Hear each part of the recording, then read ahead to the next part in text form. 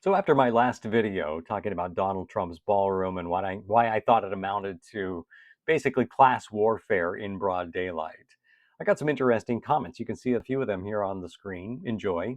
But the central theme of those comments seemed to largely be, why do you care? It's not your money. Why do you care what the millionaires and billionaires do with their money? The truth is, I don't. And those comments are proof that those people didn't actually watch the video or they would understand that my real concern was not the money that they're spending and where that money could have gone. They want to build this giant middle finger to America on the White House grounds.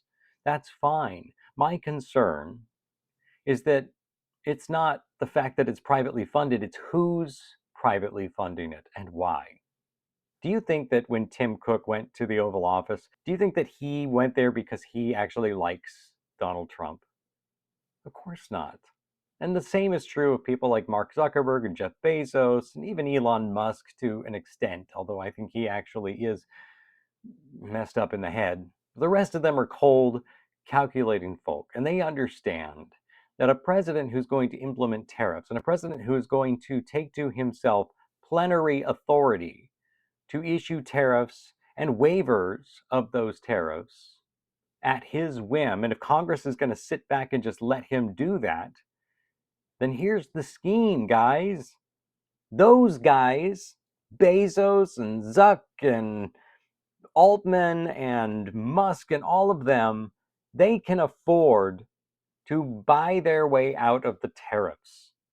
We have a mafia running our government right now, and they understand that they got to pay to play. But here's the problem. You, Mr. Middle America, Mr. Small Business Owner, you don't get to approach the president with millions of dollars in gifts. You don't get to buy your way into the inner circle. So as you struggle to make ends meet, as tariffs eat into your revenues and your profit shares, and you have to choose between cutting some employees, reducing your quality, or raising your prices, or a combination of those things in order to make ends meet, the people above you, the one percenters, are the ones building Donald Trump a ballroom and an arch and whatever else he might want because they can afford to make sure that their companies are better off during this trade war. And I hope at least a few of you watched this video all the way to the end.